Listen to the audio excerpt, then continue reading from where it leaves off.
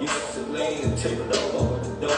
Dance on ziplock, trapped in the flip-flop, running in money or trapped in the trenches. Battle the cake, and sucking on small, the late front. We don't chase liquor, we chase my bitch. Don't lie to me, young niggas right. Don't fuck with no police, cause them niggas ride. Never can't dance, off the nigga, pop a legacy. I can't even niggas, the rest ain't no skill, no special. Can't let the street get the billion, need extra. I got a got a ticket, I'ma come out, send in, trap like a dugout. Spend no money, get the fuck out. Bitch get fucked, then put out a hole in his fold. Slim me, Cadillac doors on Joe.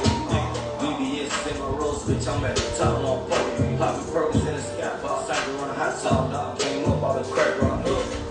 Free break, TSA, I smoke keys on the low. PIMP, fuck a hole and go. Slum dog, pop on her nigga troll. She's on the dick and she stroll. I'm in the street with this pole low. Traveling big, got a bowl low. When we birth through the road, slow, study the road. So the bitch out for some crab meat. None of y'all hoes tryna have. We lost the impossible shit. I made the boss on my face, I trap and jump. $500 late from my road. $500 big bags and shit. Spend that money with bread and shit. Still tryna watch China and China. What up, bro? What's up, cuz? You got your camera angle is off, a little off. How you do that? You turn your phone. I mean, no, you had it right the first time. You gotta turn your phone the other way. The whole time. You sideways. The whole time. Yeah. Then you gotta put your camera back. There you go. Okay. You still sideways. Still sideways. Yeah, bro. You gotta turn your phone. Oh boy. Look at that. That way. There you go. That way. There you go. What's going on, bro? What's happening with you? That's happening with you. Ready to get this thing off and popping, man. Oh yeah, you know I'm with it. I'm excited, man. I think it's gonna be a good conversation. I think a lot of people gonna be interested and see what's going on between, the gangster world and the church world. Hey man, always needed that conversation, man. But it's just the fact that who won't do it. You know what I mean? Hey, why not us? Why not? I think we may find, there's a lot more things we have in common than differences. Yeah, a whole lot in common. You know what I'm saying? The differences is just disagreements. You know what I'm saying? All right, so hopefully over our time we can kind of leverage some of that. Yeah, we gonna make that happen. We can agree to disagree. Absolutely. You know what? All right, so let's give it a couple more minutes. What is 8:01 now? Let's kind of jump in it around 8:06. So you can give us some of that music, man. Man, I was trying to give you some of this fishbowl back here, man. I gotta know how to work these camera angles, man. Hey, it's gonna take some time. I gotta learn how to work this thing, man.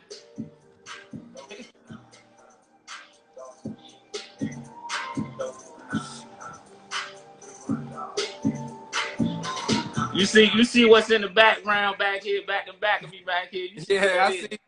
I see what you got going on back there. I know you want to. I see.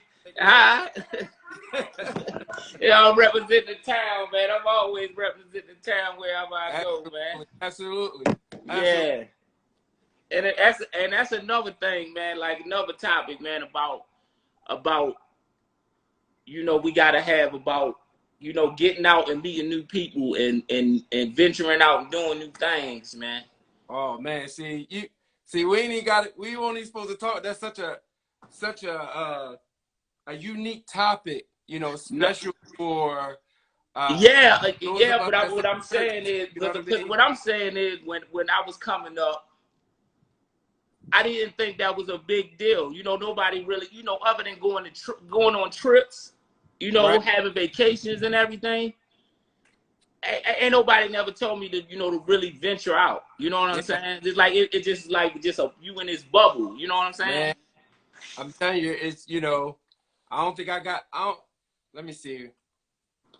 The first time I got out of Baltimore, and it still didn't really seem like I was outside of Baltimore. I went to New York. I was probably maybe 13, but New York and Baltimore when you're young kind of looks the same. Yeah. you have this idea like, oh, I'm in New York, but you can't, at 13 you can't really move around the way you want to. So even in my younger age, I still ain't.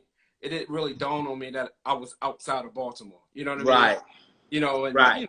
some folk never been outside of Baltimore. It's Yeah, crazy.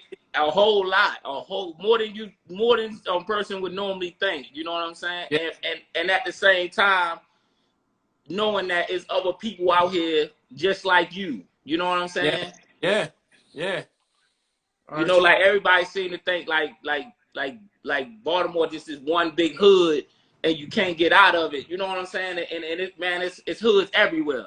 absolutely, man. I've been to pretty much almost every major city, and that's one of the things that I did. I really made it very a purpose to go to whatever hood. Like when I, in certain cities you can't go. Like when I went to California, it was certain places I couldn't go, because I wasn't there, and the gang life out there. You know what I mean? You can't just move the way you want to move. Yeah, exactly. But Exactly. I got a glimpse of, when I went to Chicago, St. Louis, this, that, and the other, I would, know people like, hey, take me, as close as you can, just to kind of really understand, like, my city is not the only city that's like that. And it wasn't that I was necessarily looking for violence or anything like that. Nah. I was just curious, you know what I mean? Because like we said, when you get outside of Baltimore, we always want to see the best of things, but I was always curious to see the worst of things. You know what I'm saying? On both sides. You know what I mean? Right, exactly. That's just, and we alike on that. That's the same way how I be. You know what I'm saying? So that's how I always end up somewhere where people think they ain't supposed to be when I go somewhere. When I go out of town all the time, you know what I'm saying? Right. You know what I mean? Well, yeah, though, cuz you can get it started, man. All right, you ready to get this popping? All right, man. So, we're gonna put this on YouTube. So we're gonna just do it as if we had like 5,000 people. Oh, you know it. It ain't no thing. We're gonna keep it moving because it's a conversation always. It's a conversation between me and you anyway. You know what I'm saying? If anybody want to chime in, you know what I'm saying? They can. Absolutely. So, I want to welcome anyone today and in the future to our number one episode of the preacher and the gangster and the preacher, however you want to say it, don't really matter, because we're here to serve you guys that's listening, that's watching, as well as each other. We're going to talk about, various topics, from the community and from our community, from our perspective, the church community, the gangster community, what are the differences, what are the similarities, manhood, mentorship, addiction. We're going to talk about all those things, and kind of, talk about the things that maybe, just maybe my community, which is the church community, which is all community to some capacity, we don't really kind of talk about and be real with. And, I'm not going to speak for Big Ant. He can speak for himself, but, he's going to, give us the other side, the other side of the hand that, maybe some individuals that live that life don't want to talk about or expose certain individuals to, that lifestyle, because, there is a code on the street. But we're going to get into that. There's a code on the street that, is there certain things you don't talk about? You know what I mean? It could, cause you harm. Well, and at the same time, I'm gonna tell you that it's kind of a myth. It's kind of a myth. It's who you rock with. It's who you rock with, and how solid you is with them. You know what I'm saying? Because I you know what I mean. I know I'm just, I'm not really trying to say too much because, that's your move. So, yeah, you know what I mean? Like, I ain't been in church all my life. So, you know what I'm saying? Like, yeah. I was out there moving and shaking, maybe not for a long time, but, I seen some things. But, either way, we're going to talk about respect. We're going to talk about a whole lot of different things as we, we take this journey of the preacher and the gangster. We're just going to talk about various topics. And if you hear and you want us to talk about a topic, or you have an idea or a suggestion of something that that you guys want us to talk about, hit us up in the comment section, go to our YouTube page, send us a message there. On our YouTube page, we have our email and our blog and all that kind of good stuff on there. So, just, like it, share it. Let's make this a very unique show, a very unique conversations every single week. We're gonna come every single Friday, 8 o'clock. We're gonna come from various destinations. We're gonna have individuals come in and talk about or help us, create this conversation when we talk about different things. So, it's just not going to be us, just kind of blabbing off and, just talk about anything. We have a lot of people that specialize in a lot of things that we're going to talk about. So we're going to invite those guys in and talk about those things. And if you're going through something, whether you're in a church community or in the, outside of the church community, reach out to us. We want to be a source. We want to be a resource to our community at large. All right. So let's jump into it because we're not going to be here for a long time. We just want to kind of introduce ourselves. So, Big Ant, intro. Give us a little bio of you, man. Let the people know who you are, where you come from. What's good with you.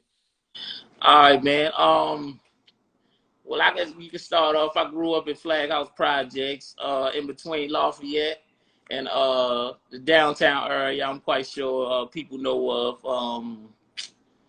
My mom and dad, they were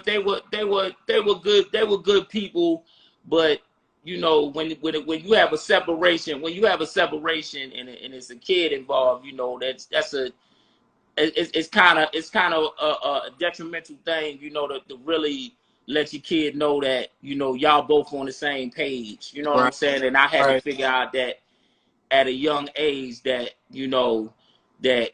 that's some things that men don't talk about and be on point with, right, strategically, what I'm saying, how to talk to a young man at that age instead of letting him just figure out life, what I'm saying? Like I had to figure out the hard way, what I'm saying, to find out, that even though my parents didn't want me to go that route. Right.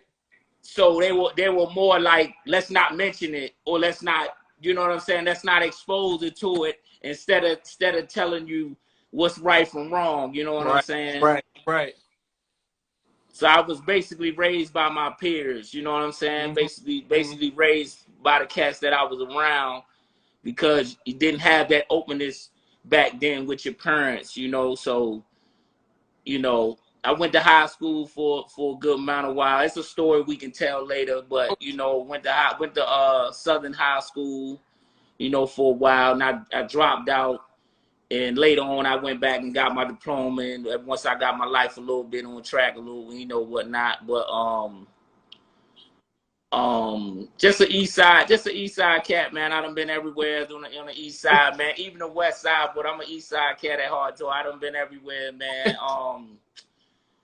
My life ain't, my life was led by examples of guys in the street. So I don't look at them as bad guys, what I'm saying? So I know a lot of things were bad and wasn't good, but in my limelight, they the only cats that I had to really look up to, other than people on TV. You know what I'm saying? Like other than you really having a mentor and a guy like, yo, you ain't gotta disrespect or shun these guys, but this ain't the life you should be living. You know what I'm saying? And that's the thing. When I was coming up, that it was that in between line that you couldn't cross. You was either over here with the good guys, or you was over here with the bad guys. It never was a balance in between. Like you can help your friends out, even though that they might not be going in the right direction. You know what I'm saying? Yeah. It was just like, it was, your moms was telling you, don't hang with them dudes over there. You know what I'm saying? Like, you like, mine go to school with them every day. Like, they cool. You know what I'm saying? Like, they some good guys. They not bad. They look out for me. You know what I'm saying? Like, they not the bad guys. They look out for me. You know what I'm saying? So I had to balance that life with the home life, with like my mom's was, she was a 2-job working woman, you know what I'm saying? So she couldn't watch me forever. Yeah, you know what I'm saying? She was doing the real work that when you get older and you understand when you got to take care of family, yes, sir, that it ain't all fun and games to being out in the street. You know what I'm saying? Yeah. Like so that was my that was my transition of trying to balance the real life in the street life. You know what I'm saying? Like I had to really take what my mama was trying to say. You know what I'm saying? Back then, when I wasn't trying to pay her no mind, because I thought I just thought it was noise. You know what I'm saying? Bro. It was noise. You know what I mean? I think we all can testify to that. Yeah, you know what I'm saying? Like it's not noise, you know but you know what I'm saying? It's not noise, but you as a kid, you want to have fun. And then at the same time, you see mom struggling, mom's working 2 jobs, she gotta do what she gotta do, where you living. I didn't want to be a burden on my moms no more. Right. You know what I'm saying? Like I couldn't stand that my moms were struggling with bills and having to do what she had to do to have money. You know what I'm saying? So I just like, Mom, I want to be on my own. I can take care of myself. You know what I'm saying? Like I don't want you to be struggling with me and my little brother because of me. You know what I'm saying? What I got going on, I'd rather just try to help you out. Right. You know what I'm saying? So that was my main thing. You know what I'm saying? Trying to be a family, trying to be the man of the house situation. You know what I'm saying? That's what I was saying. That's exactly what I was hearing. You trying to step in a role of being a man of the house at an early age because you kind of recognize like mama needs some help. Exactly. That word, you use that word burden. That attaches to I need to do something to improve our circumstances. And if I have to be a burden, that improves our circumstances. And that's what I'm saying. Like you should, a 13-year-old kid shouldn't be thinking like that, bro. My sons don't know nothing about burdens. You know what I'm saying? Right. Like they don't know nothing. They couldn't tell you what that is. You know what I'm saying? They know the definition, but they don't have to help me pay bills or help me get food on the table or nothing like that, man. You know what I'm saying? Oh, man, props to you. Man, props to you. Yeah. Man. So That's good. So, all right. So for me, like you, East Baltimore, through and through, love my city. I rep my city wherever I go. Not getting too much into it. I didn't grow up in the church. The only time really, honestly, that I can remember actually going to church is Easter and the weekends that I would go and stay with my grandmother.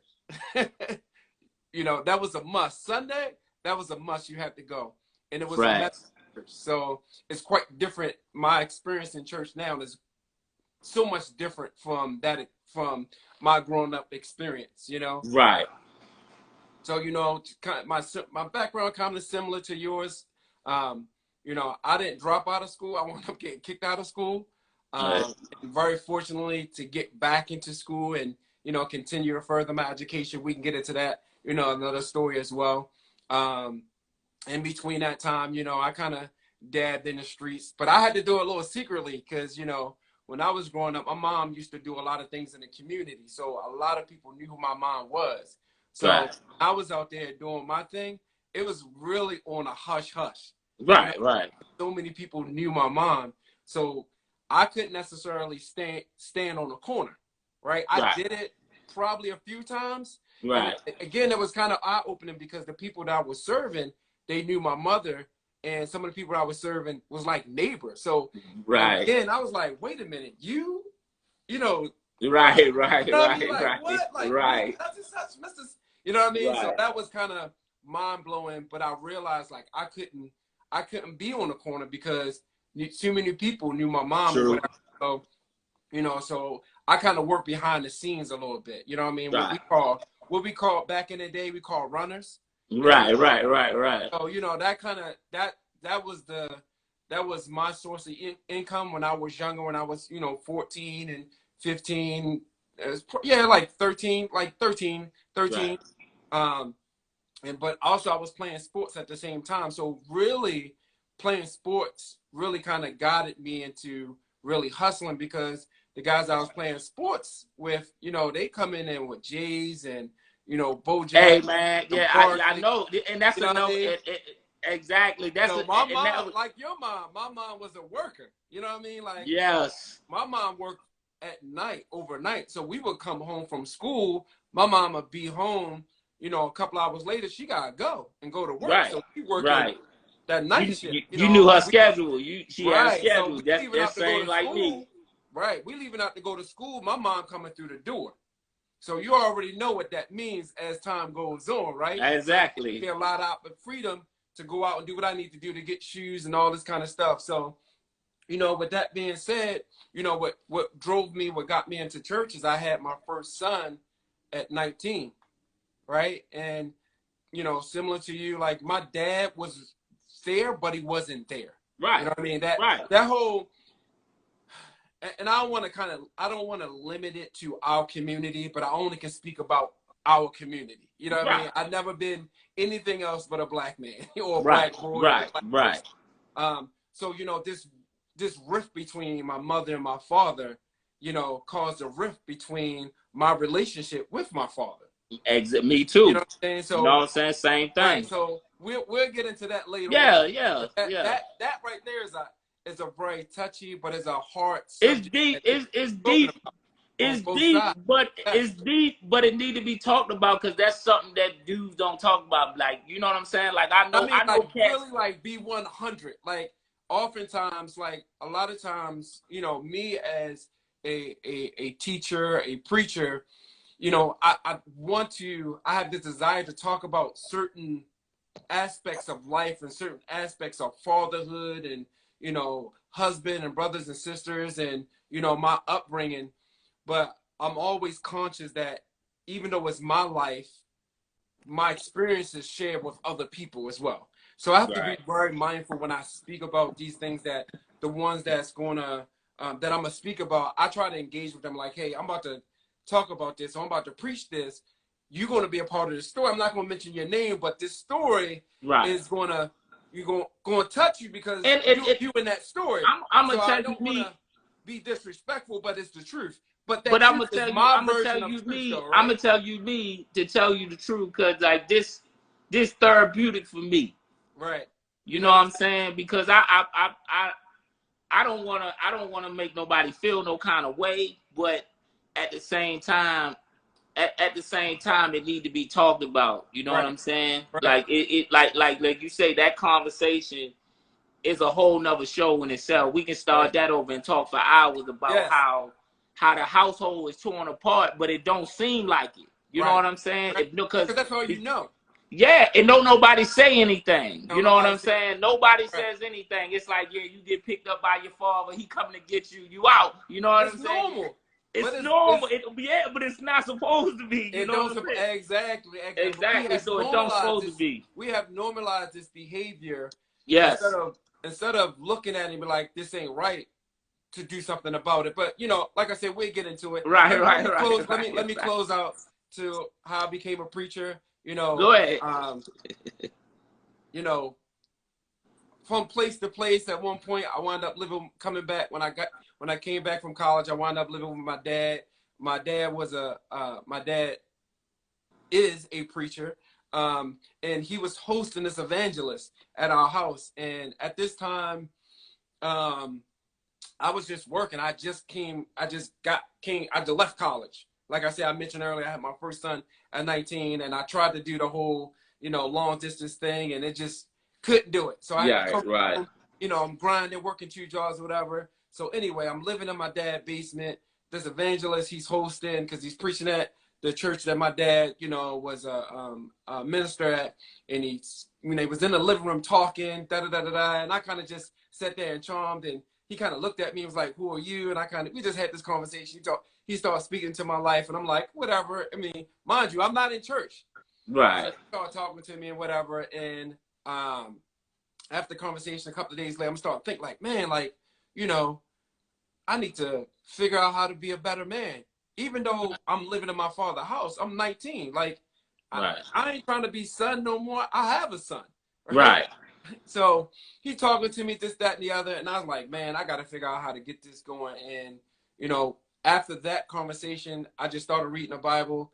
From there, I wound up going to seminary because for me, I needed a college education. And at that particular time, Right. all I could afford, now, real talk, the only thing I could afford was to go to Bible college. Okay. Because I tried to go to Towson. I ain't got that kind of money. Right. I tried to look at Morgan. I ain't got that kind of money. I had to find something that I can pay for myself. Right. You know, because I kind of always went through the riffraff of getting student loans so I can stay in school. All that, yeah. So you can stay in school. I wasn't trying to go. I couldn't go that route. So right. That's how I got into the church. I went into the church. Okay. Looking for answers and looking for solutions and guidance and how to become a man and how to become a father to my son. And that's how I got into church. Okay. That's how I got into church, man. Okay. So what's your thoughts about? Let me ask you this, you know, because we got get ready to close it out in about 15 minutes. So let's kind of jump into our very first topic. You know, what's your thoughts about the church community? What's your perspective on that? How you do? Man, I'm gonna tell you something. Like you said, like, you know, Sundays was always the day to go to church. Your grandma made you go to church and everything like that. That's how I come my same similarities. You know, I always took church as an old head thing. You know what I'm saying? Like, right. Like it was always old people trying to tell you what to do and tell you where to go and all that, man. And you know what I'm saying? I couldn't relate, and I couldn't relate on where I was living, where I was coming from, versus to coming to this church and everybody looking fancy, top hats and you know, I come from the old school church. You know what I'm saying? See, I know how the situation is now, but back then, what really led me astray from the church was really that, like, dude, I never asked anybody or talked to anybody like I'm talking to you, but like, do you feel like you better than me? You know what I'm saying? Like, you feel like, you know, it feels like that when you come in a building. You know what I'm saying? Like, because you gotta imagine, I'm coming from the slum. You know what I'm saying? I'm coming from the slum. My grandma lived up the hill. My grandmother lived up the hill on Darley Avenue, my nigga. And I remember when it was white people still up there. So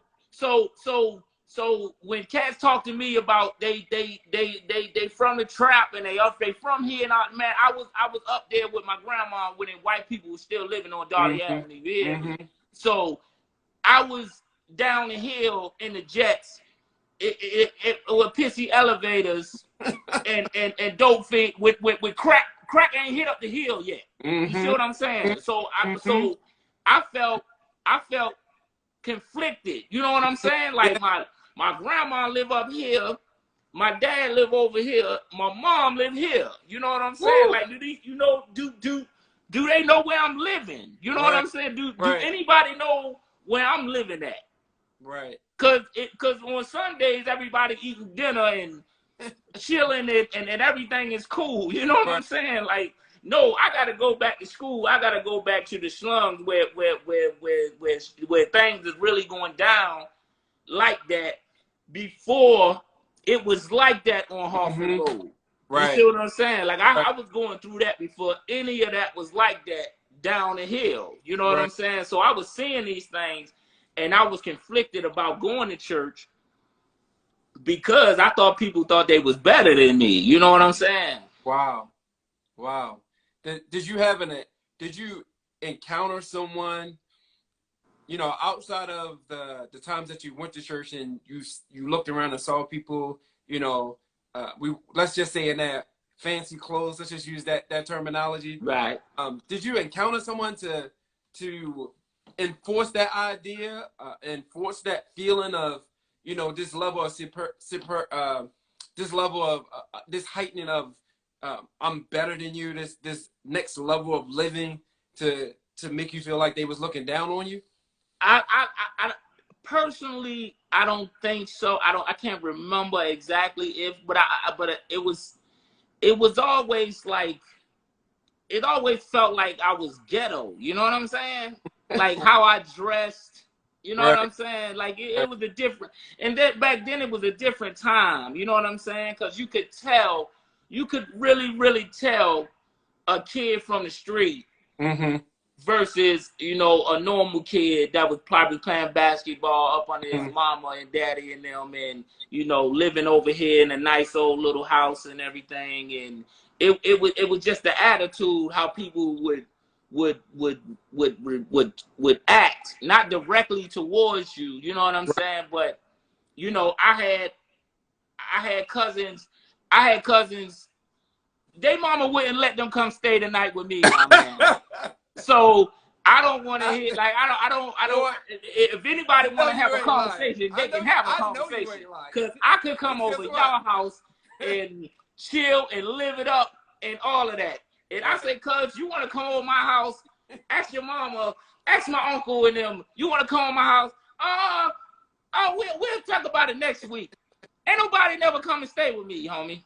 You know what I'm saying? I'm cool with it now, but I'm because I understand if me in the shoes now, if my son, it's some projects here in Charlotte where I'm at. So if my son say, yo, my little homie, he want me to come stay, I'll be like, yo, what y'all gonna be doing? What you know? So I understand it, but I didn't understand it back then because nobody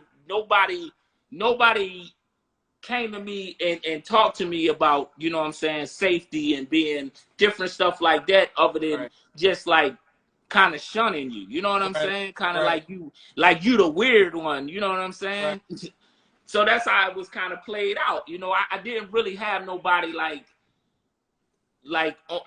directly saying anything ignorant or anything like that. It was just, you know, my grandma took me to church and everything. It was like, you know, boy, what are you wearing? And you know, we was the first sagging jeans. You know what I'm saying? It's like we were the first. It wasn't on purpose.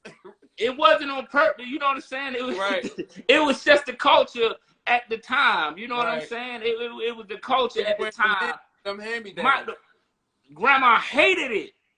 You know what I'm saying? Like that was like one of the coolest things you could do back then, other than, you know, really being in the street, was sagging your pants. You know what I'm saying? And church people I remember they hated it. They was like you had a disease. You know what I'm saying? So I remember going to church with my grandma and she finding a shoestring to tie my drink together and everything, man, to go to church and be like, boy, you gonna sit right here and looking crazy, but you gonna go to church. You know what I'm saying? All right, Big Ant, let me ask you this question. Then it's kind of this off the frame, and I ain't trying to put you on the spot, but it's gonna lead to my next question. When the last time you've been to church? Last time I've been in church. Oh no, mine. No, what you I was gonna say outside of a wedding or anything like that, but I mean like. You went to, it's been a Sunday service. It's been a year or so change. It's been a year some change. So this question, that's why the reason why I asked this question, because it led me into this question. Your experience as a young youth and everything that you felt in from your experience going to church, you know, the last time you went to church is some of those angst or some of those feelings and being around, you know, those regular church folks, is some of that kind of feeling still there? Is some of those similarities of some of the things that you experienced as a youth still kind of, you know, home in that church world? Nah, I'm no, because I don't like the way things, far as though the youth have changed, you know what I'm saying? Because everybody want to be a gangster now. You know what I'm saying? So we had it was still a balance. You know what I'm saying? It was still a balance, kind of like, yo, you knew what lane to carry if you was going to go that route. You know, I don't blame my mom. I'm not one of these kids out here blaming my mom, blaming my dad. No, if you was with me, they knew, anybody that know me, they knew I wanted to do what I wanted to do, homie. You know what I'm saying? I still do what I want to do to this day because I just free will like that. You know what I'm saying? So it's just, I think that the church could do more. You know what I'm saying? And the church could do more, and by me saying that is, is not judging the youth but helping. You know what I'm saying? Because Right. the judgmental, when you go in the judgmental, and I understand a lot of stuff can be so wrong that you kind of, your mind is already set to judge. But you know, I wouldn't want somebody, now that I'm the age, I'm 42 now, and I wouldn't want somebody to judge the younger me, that the route that I was going. I would want somebody like you as an older dude, like, yo, like, I understand what you're doing, and I understand where you're coming from, and maybe I can help you. You know what I'm saying? Because it's no older dudes out here telling kids that they pray. Gangsters pray. You know what I'm saying? Like, it's a false, because there's a false narrative that's out here. That's what I'm saying. You know what I'm saying? It's a false narrative that's out here that church in the streets give off to try to separate each other. So who's better than who? You know what I'm saying? It's like a battle. You know what I'm saying? Right. And it became like that from my era. It's like this God and devil and angels battle. And it's not really like that. You know what I'm saying? We all trying to take care of our families and trying to be better men at the same time. You know what I'm saying? And people thinking that, little homies just out here thugging and doing anything they want to do is not really true. You know what I'm saying? I know a lot of talented guys, you know what I'm saying, have been through a lot of things, been in jail, been back, and all that kind of stuff, man. Just trying to find a way, really. You know what I'm saying? And it's a big gap. It's a big gap in between, being a mentor and being an old head. You know what I'm saying? Like, what stops me at the church doors, man, is thinking that we don't care. You know what I'm saying? Like, I don't care about you because you in church. You know what I'm saying? Like, I don't have respect. I don't have to respect you as a man. You know what I'm saying? Cause you go to church, bro. We can go out, we can party, we can do whatever together. You know what I'm saying? That's the thing. That's the thing. It's like the separation. It's like, nah, yo, gangsters hanging gangsters. They over here doing their thug thing and all that. And in church people and the preachers, they over here. As soon as the preacher do something wrong, we jumping up like, oh yeah, that's right. Cause we know they be over there doing something. You feel me? I knew he was out in the streets. You see what I'm saying? Right. So that's where it lies, because it's like, yo, if I was today to turn a preacher, I would have to be real with my congregation. You know what I'm saying? I wouldn't want people to be shocked and appalled, because I'm a real dude at the end of the day. But I still want you to live a good life. You know what I'm saying? I still want you to pray. I still want you to praise God and believe in everything that you're supposed to, and be the man that what God put you on this earth to be. You know what I'm saying? But at the same time, I can't act like I don't got no flaws. So the streets, is like, so the streets is like, hold up, dude. Like, don't be telling me all this, and you about this and all that, and you ain't got no flaws. You see what I'm saying? Yeah, you saying a whole lot. So, let me say this, as as a preacher, I don't want to say probably, I am the most imperfect preacher you will ever meet. Right. You know what I mean? I am flawed. And for many preachers, that's one of the most difficult tasks that a preacher has to overcome, is their past, right? Right. Because through your life, as you try to turn your life around, there's so many people to remind you of your past, right? Because us as preachers, we're trying to walk this perfect life, and I'm using that, and I am not using that word lightly.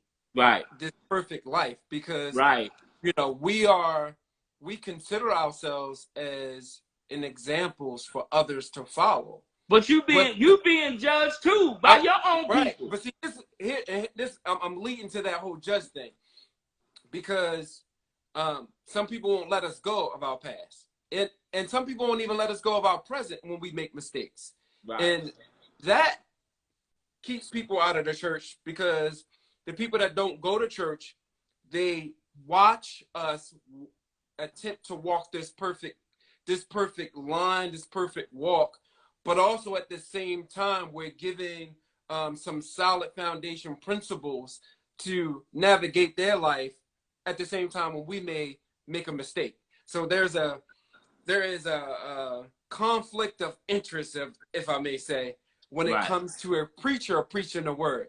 Now, use the word judge. For me, it's fascinating that even as you know, us as the body of Christ, we use that word, you know, don't judge me, you know, and then, you know, we have folks outside the church that says don't judge me. But I begin to ask this question: how can correction come without a level of judgment against the rules? You understand what I'm saying? Like, when you go to court, you're not just going to court because they chose you out of a lineup and like, come on, we're gonna take you to court. You probably broke a rule, or you know, imposed your will on something. You know, for us, there's this moral standard that each person lives, whether they know the Bible or not, you know, is embedded in our heart. Like, you know what I'm saying? Like, how do you know killing is wrong? Like, no one needs to tell you that. That's a human nature. Like, human nature. You know, not to kill someone, right? So there is a moral standard that everyone strives to live by. And part of the preacher's responsibility, you know, whatever faith or religion that you follow, is to point those bylaws out to you. Yes, it's going to sound like it's judgment, because to a degree it is, because I'm telling you, like, you're going against this law, you're going against this moral code. So when we use that word judgment, oftentimes we don't consider the fact that the law is not to restrain you from having a life, it's actually helping you to have a better life. That's what the law is for. You know what I mean? Any moral law, any, you know, construct of guidance to what you're trying to accomplish. And as you said earlier, we all trying to take care of family, be a better man or woman. But when we look at better, who says what is better? What rule, what guidance, what moral standard is going to say better, right? So when we look, whatever your choice is, you have to be judged. You have to be held accountable. Right, you have to give an account for whatever it is that you're saying. Because both communities live by a set of laws and rules that's unwritten anyway. You see what I'm saying? Right. So that's what you're going to get judged. You're going to get judged by people anyway. You know what I'm saying? And that's the thing. And that's the thing that but see, me say, like, but like, we in the streets, like, we feel and it's false. We feel like church people shouldn't judge us. You know what I'm saying? Like we. But what do you mean by, okay? So let me ask this fair question. When you say church people don't need to judge y'all, what do you mean? And I want to give you some time to kind of think about it and explain it the best way you can. When you say the church people are judging y'all, what do you mean by that? Like, what comes to mind when you look at when you consider how the church is judging you, and what framework? Because, like I said, we live by a different set of laws and rules, and as to say, if, you know, just say something common as smoking weed. You know what I mean? Like, you when you do certain things and how you do it, not saying that a person doesn't in the church doesn't do it, but they probably do it at home, chilling. Nobody knows. Right. You know, situations like that, which I understand and respect. You know what I'm saying? But the kid that's out here, you know, he's smoking his J wherever he want. You know what I'm saying? He not caring. he not caring who judges him, because he just gonna smoke his loud wherever he want. You know what I'm saying? It's like, Right. it's like, what's wrong with him? You know what I'm saying? And that's what I think, you know, Cat, just, that's just a small thing, but just on a bigger level, it's just like, you know, we assume like how we move is not accepted. You know what I'm saying? It's not like, it's not accepted, and when, in the way you may come off, you know, as a pastor, I might just feel some kind of way. You know what I'm saying? How you come off at me, like you automatic. You might not be judging me. You just might be trying to lead me astray from what I might be getting into. You know what I'm saying? Right. But I'm just automatically thinking like, man, I'm gonna smoke my weed, man. You know what I'm saying? Like, Right. you know what I'm saying? Like, Yeah. I understand what you're saying, my health and everything. You want me to be healthy and everything. Well, man, I'm gonna do what I want to do. But I respect you. You know what I'm saying? I understand where you're coming from. I believe in God to the fullest. You know what I'm saying? I pray every day. You know what I'm saying? I pray for everybody. You know what I'm saying? The whole universe. I don't look for God to hand me anything. You know what I'm saying? That's how I was brought up. You know what I'm saying? I think often, as I mentioned earlier, I think often a lot of believers, and I mean Christians too. Well, let me first make this statement real quick. I'm gonna make this in a lot of religious people, Christians, whoever. I'm a Christian for those who are out there. I think this statement is absolutely true. There's a lot of hypocrites in the church. Right. But this is the thing about the hypocrites that's in the church. They're in the church because they try not to be hypocrites. The goal is not to be right. Even though they are hypocrites in the church presently. To some degree, all of us that's in the church community demonstrate a level of criticism in need that level of criticism in our behavior, because we're not perfect. We, you know, like I said earlier, we just trying to walk this line of perfection every day, just trying to get it right. With that being said, oftentimes we look at correction as judgment. You know, like I said earlier, we look at correction as judgment. You know, and you know, I've been in church for a number of years now, and I can say that, you know, when I first started like really getting into church and really paying attention, you know, the correction from the pulpit back then to the correction in the pulpit now is different. You know, it was like more hell and brimstone. You know what I mean? It's more like, do right, do it this way, yada yada yada. See, that's what I'm saying. Like we come, right? That's why I believe that how the youth is separated so far from the church now is because of that era that we was in that led to this. Because it was like, yo, you going to straight hell. You know what I'm saying? Like, but see, that's the thing. Like that's still that truth is still there. You know what I mean? And yes, but also today in the church there is a softer way of presenting, you know, those religions point of views, but because of that gentleness, I will say, it's just my opinion, it led to this embodying certain aspects of church behavior now that necessarily shouldn't be. You know what I'm saying? That shouldn't be, because, you know, again, I'm a Christian. We as Christians, we are the church. Where we go, you know, we call it a church, but it's a tabernacle. It's where we go to honor God. When we go to recognize God, that's the place that, you know, we try to consume His aura, you know, who He is in those buildings. We ought to present ourselves a certain kind of way. You know, it's, you know, I always try to equate it to, you know, when you go to see your grandparents or your mother or your father, you know, during the holidays, you consider what you're going to wear.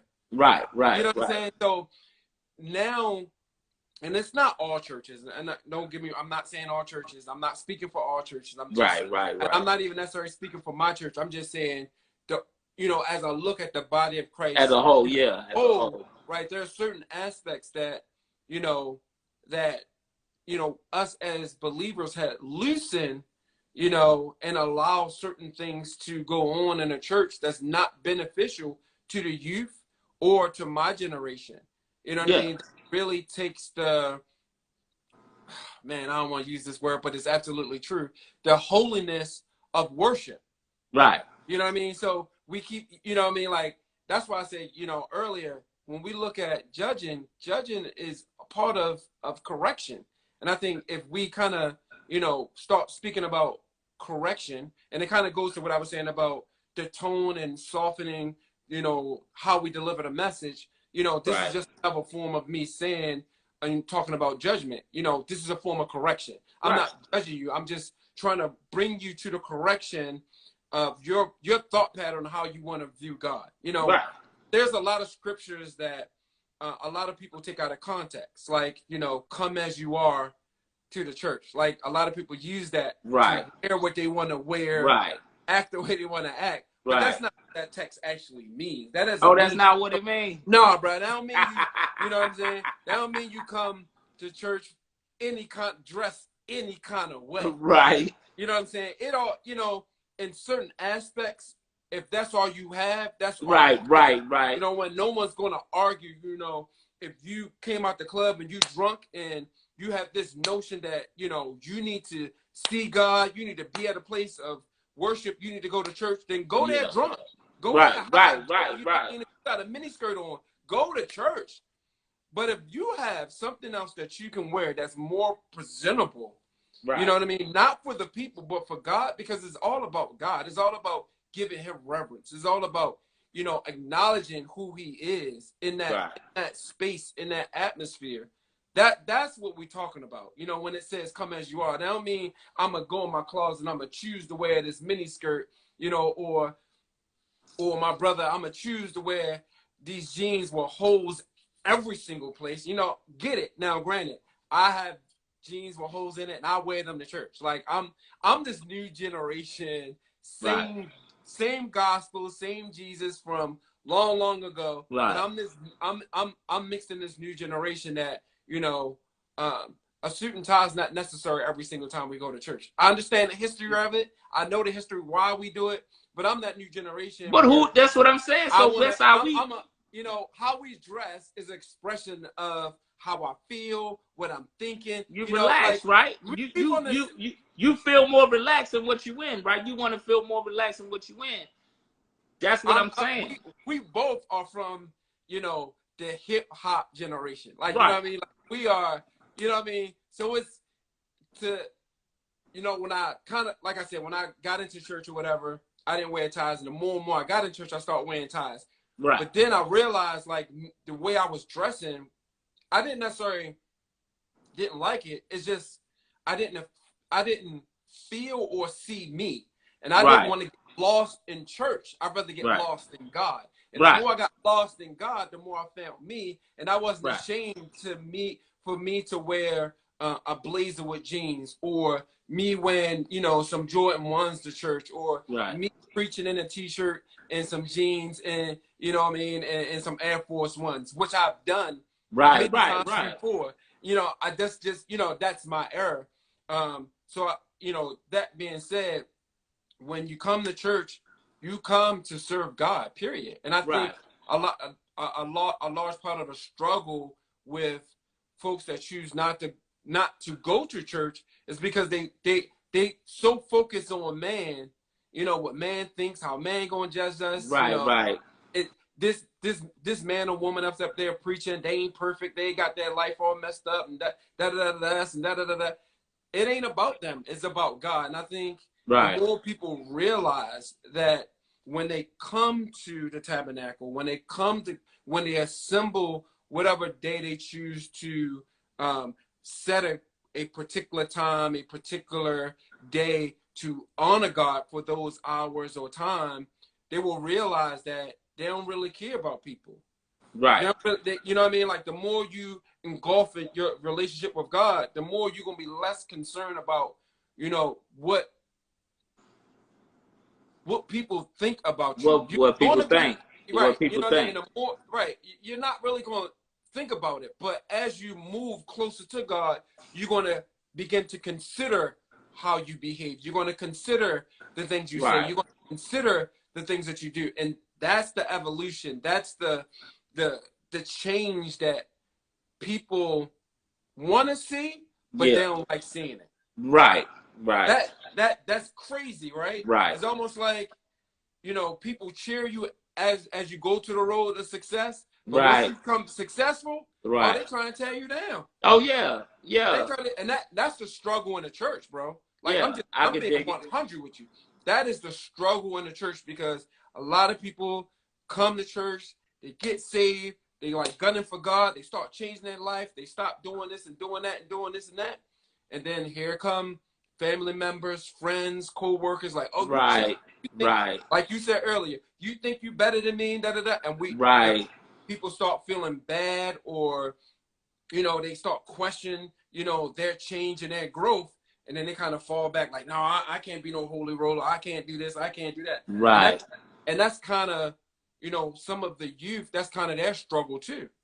Like they right, want to live for God, but at the same time, they don't want to necessarily lose their friends or their circle. They don't want to be right. seen as a holy roller. They want to. Because this is the fact that, what I'm saying, like at the same time, like you got a congregation and you got kind of like a, you got a close knit community.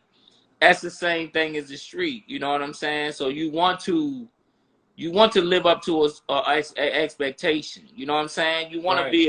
You want to be a real guy in the street. You know what I'm saying? You want to. That's why I said we live by a different code at the same time. It's the same way. You know what I'm saying? Like So you, let you me ask you this question: Is it possible that you can bring balance to being a churchgoer and living in the street? Is it possible to have a balance?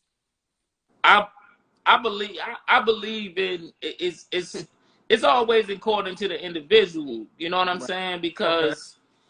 Because when I'm gonna tell you, me personally, myself, I was never a follower.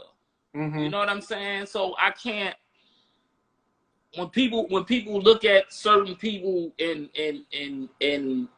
the street aspect, they think is they really, some people really, and not saying church, just people in general, as police and outsiders. Mm-hmm.